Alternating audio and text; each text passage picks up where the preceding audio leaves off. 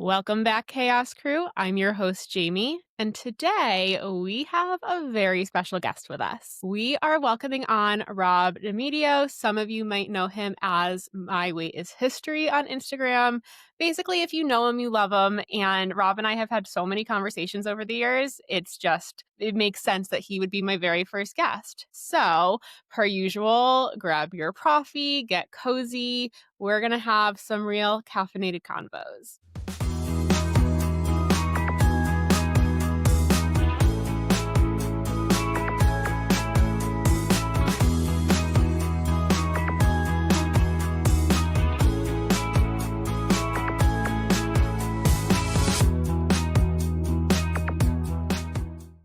Rob, do you have your coffee with you today? I don't plug. I have my beverage of choice from my brand sponsor, but I know That's we have totally to fine. so we'll keep it on the DM. Honestly, I probably should be moving on to water at this point in the day since it's 1 p.m., but why not have another coffee? It's fine. It's weird. I amp myself up pretty much all morning with caffeine, and then it's like I really do try by 12, 1 o'clock to shut it off just because I'm in bed by 9 and I'm up by 4:30 Oof. most days. You're better than me, though. It's torture. The kids don't want to be up at that hour. I don't want to be up at that hour. And it's just a fight of who can look more miserable at the other one at 7:30 in the morning. So school, for anyone who doesn't know, Rob is a teacher. So school starts at 7:30. But yeah, Oof. 7:30, high school kids. And, like when people say, like, what's the most challenging part of the job? I'm like, well, I have to teach something like the Gilded Age to high school kids. And like Louis C.K. had a whole thing where it's like, well, do they want to learn about the Gilded Age? Oh, no, they don't want anything to do about that. So it's like you're fighting an uphill battle the whole way. But you make it as fun as you can. I feel like I've blacked so much of high school out. I don't even remember, I don't remember being there at 7 a.m., but I'm sure it was awful. I don't know how we did it. Just like I tell the kids, I walked uphill in the snow both ways. Like we only had one book and you had to read from it. Kids have it easy these days, but I feel like every generation says kids have it easy. Yeah. Well, I see memes all the time that say things like sometimes I have to hype myself up and remember that I made it through high school and college without Chat GPT. And they have all this stuff now, like it's so accessible. It's probably really shifted and probably caused problems, I would think. I actually think it's easier. Back in the day when I used to cheat in high school, you had to still learn something or copy it. And there was something to say of like, you're copying someone's notes and you still had to like read it to yourself and write it out. Nowadays, it's like, I read some of the kids writing. I'm like, you don't know half these words. And also you have M dashes, which I know no one actually uses other than maybe English majors. There's a lot of tells. And sometimes the kids are just real easy on me and they leave the emojis in. And I'm like, great, this works perfect. You're like, love the critical thinking here. It's comically good to watch what comes out, but it's just job security for the rest of my. So when you're not teaching, you also own Busy Bariatrics. Tell us, just for anyone who doesn't know who you are and they're like, why is Jamie talking to this random high school history teacher? Tell us more about you, your journey. I would imagine a lot of people listening right now know who you are, but if they don't, can you give us like your little backstory? Yeah. My name's Rob. At my highest weight, I got to 365 pounds for a lot of very toxic behaviors in my life. Coping with food, alcohol, standard issues for how most men deal with their mental health and their issues. And then I eventually burned out a medical grade CPAP machine and was told if I do not lose weight at a drastic rate, I'm going to asphyxiate and die from sleep apnea. Yeah. So I thought that would be like, oh, maybe I'll die like 60. They're like, no, you won't make it to 40. And this was when I was 35. That must have been terrifying. Incredibly terrifying. Like you're not really ready to hear that news at 35 because you still think you're kind of invincible. Mm-hmm. So it was part of the process of like, okay, I need to figure out what's the worst thing ever to do. Mm-hmm. I Googled what's the fastest way to lose weight. And after 18 detox Ds, 22, diet pills, I think 4 cabbage soup diets that went through. Bariatric surgery was like the 23rd one, but looked like the healthiest thing possible. So Let me ask you this question. When they said like, "Hey, like you're going to die if you don't lose weight, do it as quickly as possible." Did they refer you to a dietitian or to someone to actually sit down and help you do that, or did they just say go forth and find your own diet on Google? They kind of shoots and laddered me where it's like, look, you need to go back to your primary care physician and figure out some sort of supervised weight loss program or Mhm. something along that. And of course, it's not like you can just like go from one doctor to the other in the same day. So I did what I think a lot of people do. They lock themselves in their basement, which I'm at now, and they go to Dr. Google of how do we do this. And when I went back to my PCP, Dr. Giggs is pretty phenomenal. He's still my doctor. He in true Italian East Coast vibe was like, I actually recommended bariatric surgery for you last year. Not only did you brush it off, but you left the referral slip and I kept it in your file for spite. So here you go. He's like, "We actually talked about this a year ago." Yeah, and that's the nice part about the East Coast is like a lot of decisions are made out of spite and it makes it Fair. easier. Yeah, it works. I feel like on top of being fueled by caffeine, I'm fueled by spite. Oh yeah. That is Yeah. 100% accurate. When the Michael Jordan documentary came out in the pandemic and he was like, and I took that personally, I was like, yes, 100% yes. That's how I take everything. Mhm. And most of the things I do are built on some level of like Michael Jordan competition or Larry David from Curb Your Enthusiasm, where it's like, no, I'm just going to do this out of spite because I think this is the right thing. And I don't like when people overstep boundaries. So, In natural Jamie, like, fashion right now, my next question is, do you know your sun sign?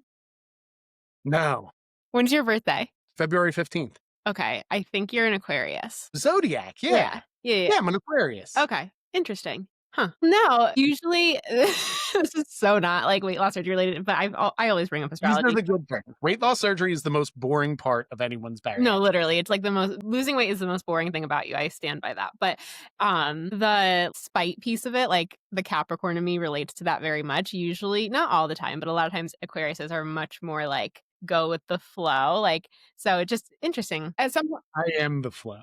I am the flow.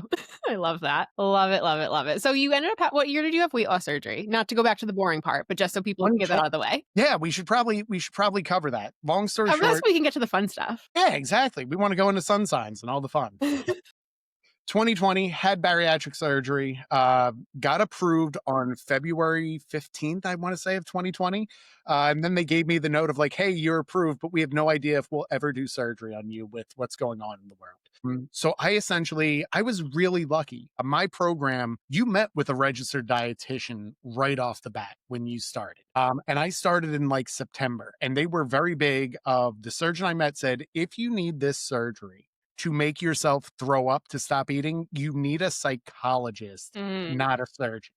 mm. And that's where I learned a lot of the importance of the mindset around it. But then when you went in, you had to meet with registered dietitians, and they really did a great job of teaching here's how proteins, carbs, and fats work. Here's how you build a plate. So good to Here's the hear that. importance of, yeah. The only thing I've ever been pissed off with registered dietitians is when they explained like what the macro breakdown is for a chicken wing. And I'm like, that's bull. Chicken's supposed to be much healthier than a chicken wing. Mhm. But, no, it's why I love what I do on my podcast is have so many registered dietitians on because I've been on your podcast. I know you were one of my first guests too, because I always resonate with your content. But more importantly, I think if a lot of people just understood how food works and how to actually holistically use it, the world would be a better place. All right, Chaos Crew, you already know how much I talk about being a new mom and juggling not only that aspect of my life, but my post op health and life after surgery. And I honestly can't even tell you how many times Hungry Root has saved me in this season of life. They are the most incredible grocery delivery service where I know that when I use their groceries, I'm getting really healthy, high protein, easy to use ingredients sent right to my door. And honestly, now that Oliver is eating real food now too, it's just they've grown so much with me and my family. I started using them when I was just 1 month postpartum and has absolutely been a game changer. Whether I am using the ingredients they send me from scratch to create one of their amazing meals with one of their recipes, or I'm just grabbing one of their ready made options, I always have something for dinner ready to go for me and my family. And for right now, they are offering Proffie and Chaos listeners 40% off your first order when you use the code CHAOS at checkout. So don't forget, you can head to the link in the show notes. You can grab your first grocery order, which, like, hello, 40% off of groceries. Amazing. Make sure you go and do that. Use the link, use the code so they know that I sent you. Well, it's so interesting. We've had this conversation before, and I kind of had a feeling we might like segue towards this anyways. But you and I connect on so many levels, but our like methods of understanding and applying nutrition and food tend to be different. So you lean pretty heavily on like, from my understanding, on like the macro tracking and counting and that sort of thing. And that's what you do with your clients as like a personal trainer and that sort of thing. Whereas anyone who knows me knows I support people who are like, nope, tracking is not for me. Tracking leads to self-sabotage. So it's always interesting to me how people can utilize different tools in different ways or self-sabotage with certain tools in certain ways. I am glad you're sitting down. We've known each other long enough to know this sentence may scare you. As I've worked with more clients, I will tell you tracking isn't for everyone. For a Mm, certain type of client, it like me, it is gold because it's almost like a budget of I know how much to use if I'm doing it in the not like correct way. I'm not going to try to you don't have to get the make it right. politically correct. I know what you Yeah. mean.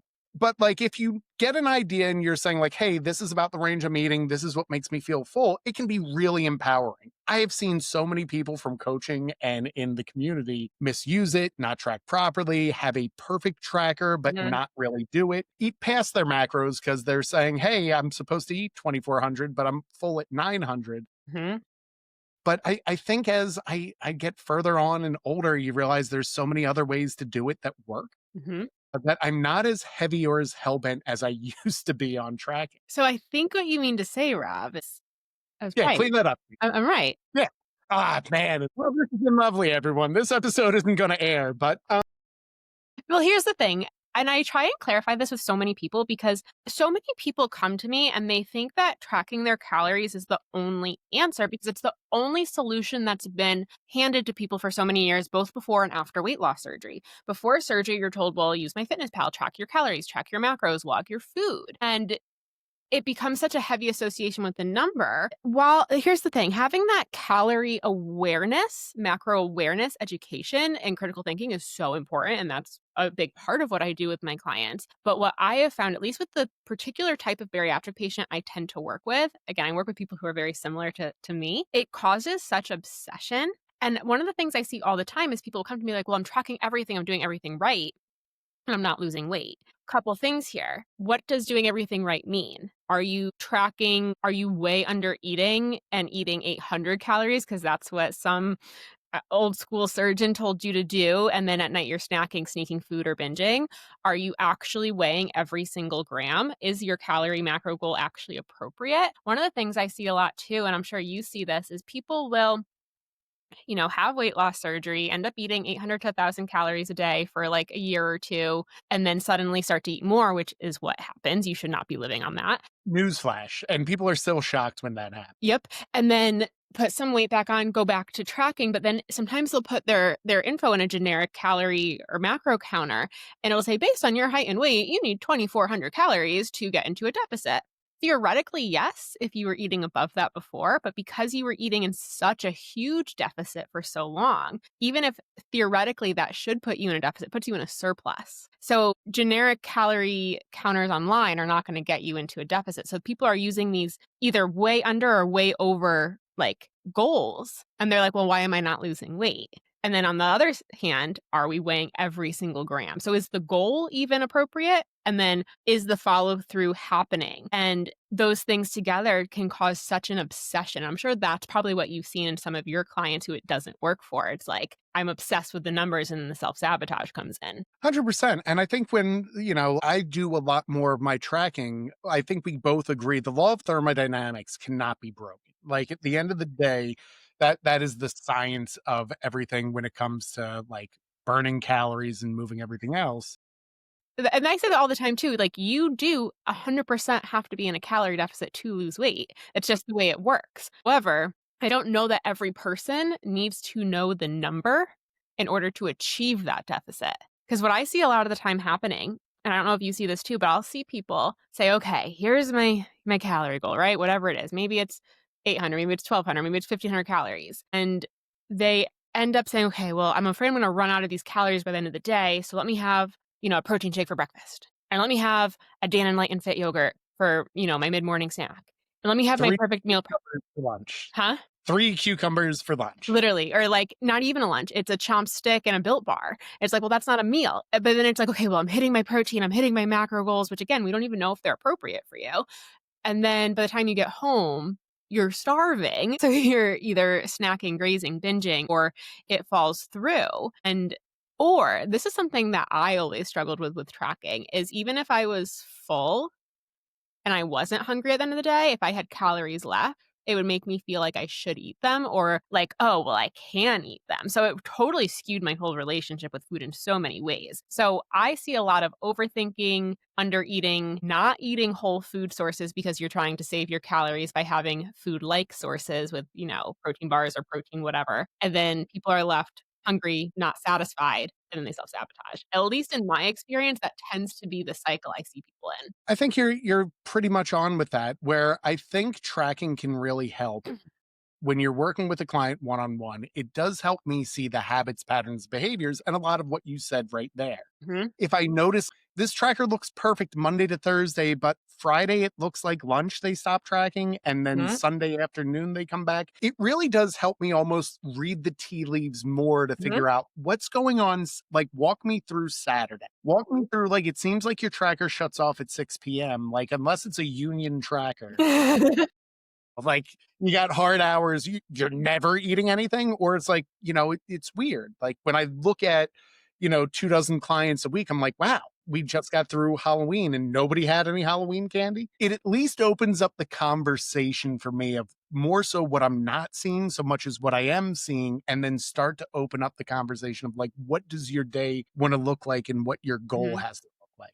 Yeah, and of all my, like, personal one-on-one clients that I look at their food intakes, I have one client who I've had for quite a while, and she's amazing, love her. She loves numbers. She's not triggered by them, she's also not triggered like, she is someone who is, like, a data, like, numbers girly through and through, like, she wants to see, like, and she's not emotionally triggering for her, and there's no self-sabotage that comes with it. Same with the scale. I envy her because 'cause I'm not like that. But what we realized was she was stuck at, like, this one weight with some regain for over a year because she was consistently eating 900 to 1,200 calories per day, if that. Consistent. I'm I'm like, terrible. Tracy, we cannot drop your calories any lower. We cannot. So what we had to do was very slowly, very diligently add in proteins and carbs strategically. We did that for about 4 months. And then now that she's consistent, we got her to the point where she's consistently eating about 500 more calories per day than she was. She has not gained weight, which was exactly the goal. And then because even though, yes, it was a surplus, we did it so slowly, we were really building her metabolism back up. And then instead of putting her in a calorie deficit again to lose weight, what we did was we amped up her activity. So now she's pushed past the stall, she's eating more, and she is down like 5 pounds, which is amazing. So it's a very slow build sometimes, but that is a pretty unique type of person to be able to really look at the data like that. Whereas I would say 99% of my clients, they track their food in a food journal for me. Because what we're looking at is more higher level habits. And sometimes I'll do like the calculations on the back end. But what we really are looking at is patterns, habits, consistency, building meals. And what I notice when we do that is the anxiety comes down, the fear of food comes down. We're not so stressed. We're not sneaking food. We're not grazing. We're not binging. And then the scale does move too. So, like, my point is for anyone listening, you can achieve your weight loss, especially with regain or further out. It's the same. You're still gonna get into a deficit, but the way you achieve it doesn't always have to be with a tracker. There's other ways. I am not even exaggerating a little bit when I say I have literally tried every single protein powder out there since I had my surgery 8 years ago. And for the first time, I am actually being super consistent with drinking my protein shake every single morning. And that's because First Form has been a game changer for me. It is the first protein powder that I actually enjoy drinking every day. I personally love their caramel latte level 1 flavor protein powder. It is incredible. It tastes so good. It is smooth, creamy, and only has the highest quality ingredients. It is not made with any fillers. It is just an epic product specifically for bariatric patients, and it's been a total game changer for me. And you guys know that this podcast is called Profit and Chaos for a reason. I'm always grabbing my Profit and running out the door, and First Form makes it possible for me to still live this chaotic life and hit my needs. So make sure you check out the links below, that you check out all of First Form's products. Again, level 1 is my favorite. Also in the show notes below, you can get my favorite Profi recipe using First Form. I think that's important for everyone listening to understand. That is, you have to find what almost lowers the anxiety and the stress for you. Because there is another type of client who's like, intuitive eating scares me. And it's almost, well, where do I start? Where do I begin? So figuring out like what voice works best for you, I think that's good. So one of the things I'm going to interject and just clarify, I do not claim to be an intuitive eating dietitian. I've heard you on enough ones that we could probably Yeah. dunk all day on. So I always interject there because what I do with clients is not intuitive eating. I actually think, and this is a whole other tangent, maybe I'll film this, maybe I'll film a follow-up to this on intuitive eating and my thoughts on that after. I talk about it in my book, but intuitive eating was never designed for bariatric patients. One of the core principles of intuitive eating and the framework is it's not meant for weight loss. If you intuitively eat and happen to lose weight, that's fine, but it's not a means for weight loss. And it gets very confusing because there's a lot of like rhetoric online, a lot of other quote intuitive eating dietitians who, will talk about like eat what you want, stop when you're full, which are great principles, but you can't just out the gate achieve that.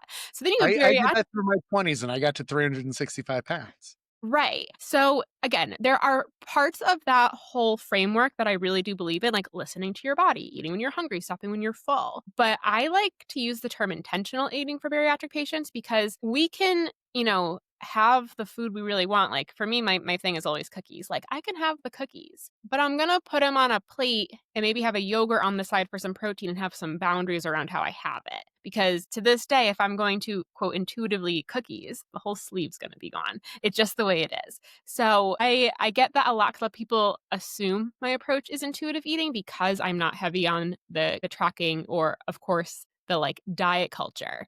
But you can still strategically put habits in place to lose weight without it being this like I'm subjecting to diet culture nonsense. And I think it's important that we kind of do keep coming back to habits and Mhm. reducing stress. Whereas like we might have a couple different approaches and nuances. I think when we talk about the full philosophy, we're more aligned than most others would think of the idea of for most of my clients, they're not getting on stage for a bodybuilding show. Like we kind of teach them, here's about the framework of what your breakfast should look like. Here's about what the framework of your lunch should look like. Here's like how to kind of manage a restaurant meal and everything. And once that kind of works, it's a nice spot to get to. And then the other thing I like to ask my clients too is like, do you want to be weighing and tracking your food forever? Do you want to be associating it with numbers forever? What's the vision for your life? For me, I want to go like apple picking on the weekend with my husband and son and then have like an apple cider donut after. But I also don't Oh, want to binge on it and have it ruin my entire week. So, because I think we all forget like the goal is to get back. What this is, I've shared this before, but one of the things my personal dietitian told me when I was in my pre-op stages, which was such a benefit. I'm so glad she said this to me, but she told me, she's like, the goal is not to eat as little as possible for as long as possible. The goal is to always get back to a normal, healthful diet. And she's like, not the quote normal, like westernized, like Americanized diet of like massive portions with, a lot of highly like refined foods, but like a normal, healthful plate of food. And it's so sad to me because so many people come to me and they're so afraid to eat just like normal ass food. It's like you can yeah. have like the casserole you and your family are eating. Like you can have like people get so stuck on like what to make for dinner. And I'm like, well, what do you and your family want? They want pasta and meatballs? Okay, have pasta and meatballs and maybe throw some broccoli in there too. You can have that. Whoa, whoa, whoa. Broccoli and pasta. Jamie, I got to fight you on that. I d- Great um, fiber source. You can't put that with the gravy. okay, I could bet you. I'm Italian too, Robin. We don't call it gravy here. We don't call it gravy. It's sauce. Well, this has been lovely. I'm probably got 23 minutes You're in. like, and we're done. Yeah. It was just Wait, an hold up. example. Do you put broccoli in your spaghetti and meatballs? No, but I will do if I'm doing like a chicken Alfredo. Okay, that's a white sauce. That's a totally Right. So different. like maybe that's like a better example. Yeah, But okay, we'll agree on that. I don't actually put it in there, but I might have it served like on the side just to get a veggie. yeah. We do a salad.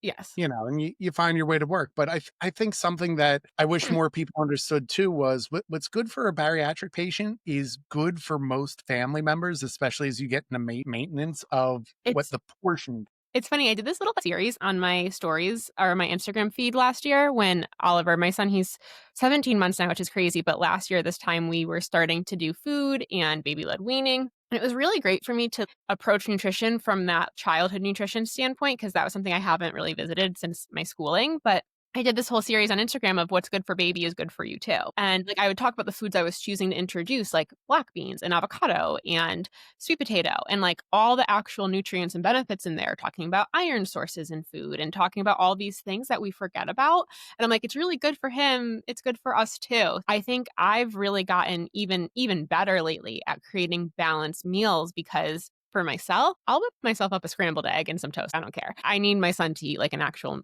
dinner meal, you know? I've been forced to put some more balanced meals together throughout the week. It's like, okay, well, I need to serve him a veggie. I need to eat a veggie too. Yeah, and it just works. Like, for a lot of my clientele, they are parents, and it's the idea of like, look, like get a pad and paper out. You try to eat the barnyard by the week for your protein source. Like, have a fish, have a pork, have a beef, have a chick, like kind of eat the barnyard and then try to eat the rainbow on the vegetables. And, like just don't put broccoli in your sauce. Like that's the only part that I I'd be don't put it in the sauce, Rob. I I know, put it I like know. either I serve it on the side or I put it in there with the Alfredo. Don't yell at me. I love you, I buddy. know. But I know.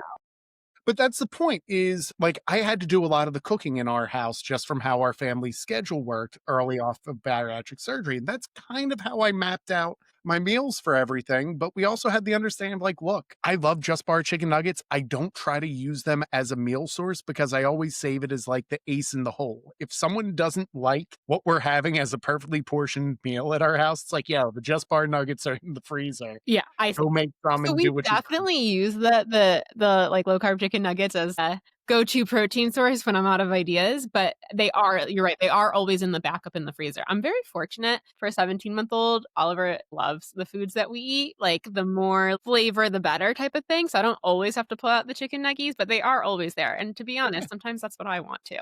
And that's how, trust me, there is, maybe I come home from a Friday evening and I've been out with my colleagues that I kind of just want the Just Part nuggets. Like there's reason and season for incorporating everything. But 100%. Or like, again, I think there's so much internalized fear around the foods, especially as a bariatric patient and making it quote bariatric friendly. Like, I was sharing with the girls in my group program when we've been talking a lot about like crock pot recipes and like for easy comfort food.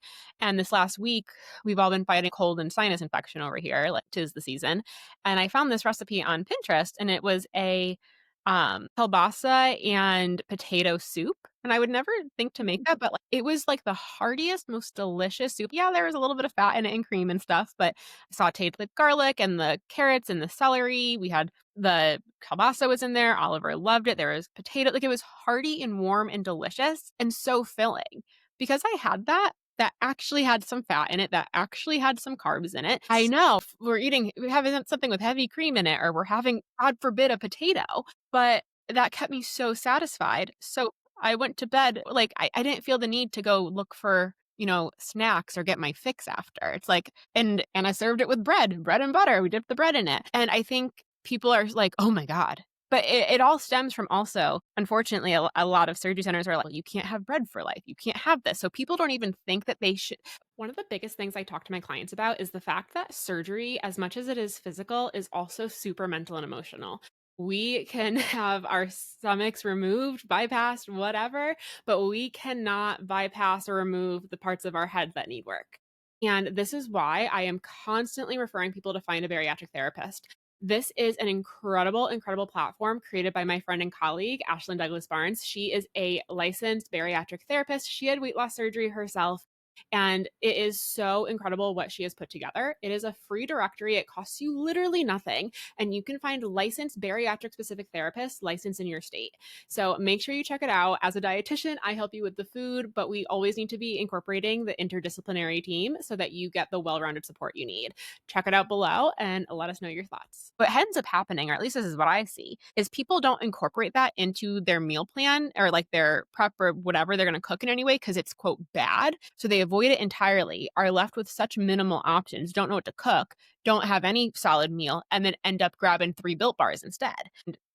Or If they're good, and good being with the air quotes on yeah, or, just grabbing the snacky foods or, because it's the cookies. right, it's like, well, if we just had, like, a potato, we would have saved a lot of calories, we would have been a lot more full, we would have been a lot more satisfied. So, it's interesting, and these are the higher level conversations I have with my clients and the girls in my programs because it's like a light bulb goes off when I'm like, "Well, why don't you just have a sandwich?" And they're like, "I can have a sandwich?" "You can have a sandwich!" I hope that everyone understands as you get further on from bariatric surgery, like, bring back a sandwich. It's the simplest thing ever. I think I see too many people on the internet getting tied up on these perfect glass portioned, But yeah, my bridge has to look like Pinterest worthy. I'm like, "Yo, put some turkey on some bread, toss a little mustard and a little bit of lettuce and tomato and call it a day." Like, I stop think reinventing the wheel. I have a sandwich pretty much every day for lunch. That is my go-to lunch every day. They're Easy. phenomenal. It's easy. I think we overcomplicate food, and to, like, our original point, we overcomplicate, I think and again, I could be totally off the mark, and you can tell me this because again, my just experience as a dietitian is different, but I think we really overcomplicate the getting into a calorie deficit, and so many people will worry, "Well, if I eat this, am I gonna gain weight?" Or, "If I eat that, like, is this gonna work?" If we see the scale move down, we know it's working. If we're not seeing the scale move, then we just know we have to shift something, and we don't always have to count it or make it, quote, "perfect" for that to happen. But I get it personally because the fear is overwhelming. Everyone's afraid, "I'm gonna go back to old habits. I'm gonna be back where I started." Or myself, who's gained weight many times on this journey, I'm gonna be right back where I was before, and that's scary. So, there's so many dynamics to the whole conversation. It's very nuanced, and I think So it's nuanced. it's why working with a registered dietitian is important because there are habits, patterns, behaviors with people's eating that plays a big role. There's also cultural significance. Oh my god, yeah, that's a huge You tell Italians you're not eating pasta for life, you're gonna get a riot. I'm sorry. and we actually in my tribe membership program, we actually have a monthly cultural eating support group because that one is so important. For the field of dietetics, it's like a known problem that we are largely a field of made up of white women, usually thin white women, and then there's so many microaggressions that essentially happen by people being told to eat your cultural foods. That's not realistic, healthy, or sustainable. Yes, you can have whatever your cultural foods are, but just like any food, it's how you eat them. So we don't have to give up our pasta. Yeah, you just eat more meatballs than the pasta, and that's Mhm, kinda like a simple shift you can do where you're still eating all the right things and, mhm. you figure it out. Yeah, and if you can't figure out, this is where you reach out to a dietitian or a personal trainer or another trusted professional that can support you because this journey is really hard to figure out on your own, especially when sometimes it's really hard too when you can't really objectively look at things yourself. And we're the quickest to judge. So many of my clients will like call out things in their food logs and be like, "This, I know this was bad." And I'm like, "That wasn't bad. That wasn't what I was thinking at all." Or people will often beat themselves up and shame themselves for things that aren't even wrong. I think sometimes if I look at like from opening up a business as well as my own personal life, as well as so many things, I'm my own worst enemy. Me too. Having a third party look at it objectively. That's Mhm. why I'm probably always going to have a personal trainer for life and a business coach for life because I'm too tied up in the emotion around why I did. I Same. will tell you yeah, I'll tell you, I'm stressed as of this recording. I'm going back to school tomorrow. So it's like, yeah, did I have some cookies at my luncheon? Yeah. Did I have more than I probably should have? Well, the should, and then you get nuance on that. More importantly, it's like I need a third party to kind of be like, okay, if this happened here, what do you want to do here? And how do you make an Mhm. adjustment? Or just to look at, hey, I'm noticing this is a pattern or a loop. How are we going to? Yeah, and we can film a whole separate episode of, building your own business and what that looks like and the emotional roller coaster of that one too. It's these things when you get out of your comfort zone, when you try and do something different or go against the norm or go against what you've always done, it's very scary. And there's a lot of limiting beliefs and you don't realize how many limiting beliefs or old experiences are playing into your new reality until you're faced with ongoing, why do I keep struggling with the same thing over and over? And it's because I'm being really mean to myself or, oh, because I'm scared of this. So I've talked about it on the podcast already, but that's why the mindset work is just you can't bypass it. It's if you want results, something always has to change, is something I've had to learn. Of whatever got you to here, got you exactly to here, but to get you to there, you got to do something a little different. And just having someone maybe point out who's already done it 200 times makes it a little easier.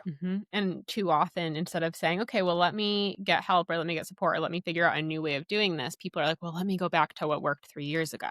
Well, we're not 2 weeks post-op anymore. We can't live off of shakes. So just because it worked before doesn't mean it's what's going to work now. And I think that part is really, really hard for people. Yeah, it's probably the scariest part is, like, even just teaching, like, volume eating of, like, I can't eat all that. It's like, well, no, just increase, like, the bed of lettuce under the chicken and, like, you'll feel fuller from Hmm. all that. And it kinda keeps you in the same caloric range, give or take. Hmm. But sometimes I just wish people understood, like, look, you absolutely in your first year have to eat a certain way, but if you're 100%. going to live for life, you are eventually going to eat like an adult. Hmm. And sometimes it just means eating like an adult means prioritizing what's important for you when you make your food choices. Hmm.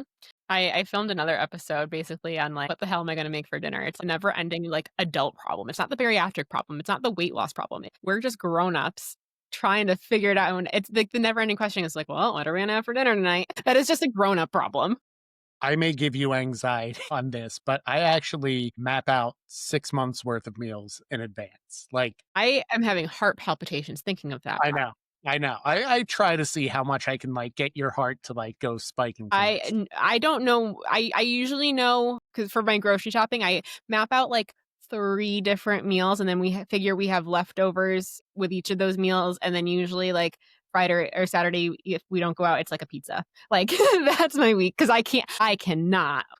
It comes down to, growing up with my mom. My mom was great, but if she made a meal that we loved, it then was on the rotation, like, every week, sometimes twice a week, to the point where it's like, "Ma, I love chicken parm." If I have it, like, a third well, no, chicken parm I can eat every day, but, like, almost anything else, I'd freak out. So, in my OCD I know, I can actually hear you tensing up as we go through this. I just take a Google Calendar, and I literally have, like, 12 to, like, 24 different chicken recipes, and like Monday is chicken day. So it's like, here is 12 different ways for the next like 6 months to kind of do it. And then I do the same with beef, everything else. Thursday is leftovers, Friday is Costco night, Saturday is casserole or fancy dinner. But Guys, part of why I brought Rob on here is because again, we have very similar philosophies, but our means of getting there are very different. I just wanna clarify, if you're having heart palpitations too, you're not alone. you don't need to have 20 chicken recipes. I got myself maybe 1 or 2 that I repeat, and that's me and my ADHD, I tend to hyperfixate. So if I like a meal, we're having it, like, every week for a while. One of the things I can say I am most proud of since starting my journey is creating the support for others that I never had. I remember thinking, oh my God, I am a dietitian and I am struggling on this journey with not just what to do, but how to do it to be successful and actually live my life, which is why I created my tribe membership back in 2020. It is the most incredible resource that I offer and the best starting point if you're looking for more support or some of my more nutrition services. It's an acronym and it stands for the Real Insights of Bariatric Eating, and it has so much support in there not just from myself, but from other credentialed experts. We have therapists, we have a doctor of physical therapy, we have a nurse. We have so many people in there to support you along the way. So if you are interested in more nutrition support and more support in hitting your goals on your journey, that is a great place to start. You can check out the link below and use the code CHAOSCREW20 for 20% off your first month. And there's no minimum commitment. You can unsubscribe whenever you want. But I will say you probably won't want to because we do some epic things in there. Yeah. And there's nothing wrong. But like, again, find what works for you. Mhm. For me, it's I can kind of negotiate with my family of like, look, you might not like a chicken piccata this week, but now you don't have to eat it again till February 12th. That's hysterical. See, we have our go-tos kind of on rotation, and I've tried to be this is another reason I've tried to be better about switching it up because I will eat the same thing every single night, and for a year, I've done it before. My husband will be like, "Can we have something different?" May I try a third meal, please? Yes, yes. So Yeah. I've been a little bit better about that, especially with Oliver. I don't want him to get burnt out on the same things all the time. But see, for me, like I don't particularly enjoy cooking. I've leaned into it a bit more because there's something really nice about cooking like that soup I made, like a home cooked meal for my family on like a cold, chilly night. Like when I have the time. The problem is I don't have the time between working, running a business, having a baby, like trying to do all the things. Like there's never enough hours in the day. Like I'm not making chicken piccata. I'm just not. I'll Yeah. air fry you And some chicken nuggies, but I'm not making chicken piccata. my chicken piccata ain't that great, but it is like I know how to whip it up and make it great. It's never a Pinterest worthy on the plate for this, but it's also the same like find the rotations. But this is also from someone who I have like 3 breakfasts that are on repeat. Mhm. My lunch every day is essentially a bed of lettuce with 40 grams of protein. Ooh, it's a lot of protein. It is a lot, but, like, again, for For you, a yeah. 230-pound man who lifts, runs, does everything, it works fine, and that fills me till I get to, like, 6 o'clock dinner because Amazing. I'm shuttling kids and doing everything. Like, it's just reasons and seasons for each person of what works. Well, I think that's also to your point is one, everyone has to do what works for them, which can be you can get great results doing things differently. And I think the comparison game that we play on social media, especially in the bariatric space, is so toxic because your life is like our lives are so different from one another's. Every person's life is different. You have to do what works for you and your family. And if you're white knuckling it every day because it doesn't work for you, it's not going to last. So that's where, take these philosophies, take these things and say, how can I have something I want to eat? How can I make this work for me and my schedule? And And that's again, where you got to get a little creative sometimes. yeah, I think when I see a lot of clients that come in and they're struggling with food noise, I'm not gonna say this eliminates it, but I think a lot of the times just having a plan in your head of this is what I think I'm going to do for dinner Mhm. can take the food noise volume down a bit of like, okay, now that I know what I'm having for dinner, I don't necessarily have to think about it. I have all the groceries already in my house for dinner. And again, there's so many different nuances of that term alone that's like I a would say, 50 yeah, you're opening a can of worms because we could do a whole episode on food noise. just means you gotta have me back or you come back onto my show. Absolute. And I think also making sure, again, that you are eating enough doesn't take away the food noise either. As someone who's been on a GLP-1 twice now in my journey and knows, like, the immense benefits of that, there's nothing that's going to just, like, cure it essentially, but if we can actually have habits that support, like, quieting it. So I'll tell people, of course, you're thinking about food all day when you're not eating a meal.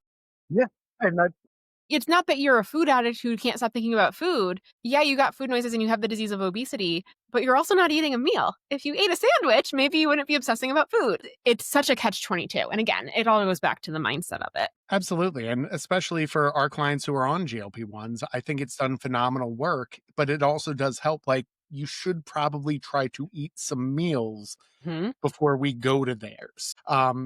Yeah, that's like a whole 52 series we could go That's about, yeah, but I we're gonna think we're gonna launch a separate podcast just on that one. wouldn't be the worst idea No, wouldn't. I just don't have with time. all that spare time that you and me both have, you know? Well, honestly, Rob, I could sit here I literally could probably start my own podcast with you and we could just talk all day, but I love these conversations and I'm so glad and so honored that you were able to come on and be our very first guest. I couldn't believe it. So thank you so much, Jamie, and thank you so much for all the examples you've given me early on in my bariatric journey and how you really are a voice of reason, both for that and GLP-1s. I've always admired the fact that you have the difficult conversations in your content that nobody else is willing to say. So keep doing that. Thank you. That was a big reason for having the podcast is I needed a bigger platform for all my unfiltered thoughts and calling things out, and that's what we do here. But also, I think everyone needs a little bit I always say, like, tough love, emphasis on the love. Yeah. That's kind of the East Coast vibe we always talk about. And it's a little bit of the Italian in there. Mhm, It's like, look, I'm gonna tell you what it is, but it's because I actually care mhm, about getting you to a better spot. mhm. Yep, 100%. So, Rob, we'll link your info in the show notes, but for anyone who wants to follow along on your journey, find you, find Busy Bariatrics, you can share whatever else you'd like with them on where to go. Yeah, link on the show notes, I believe, gives you that 6 months of meal plan calendar that I have. If that gives you horrible anxiety, just delete that because the rest of the emails kind of just give you some mindset work, some insights onto lifting and working out. But you can find me on my weight is history on Instagram, busybariatrics.com, and just put in busy bariatrics anywhere and you'll eventually see this ugly mug show. Amazing. Well, Rob, thank you again for taking the time for coming on, and I hope you have an amazing first day back to school tomorrow. Of Yeah, super excited. Thanks for having me, Jane. course.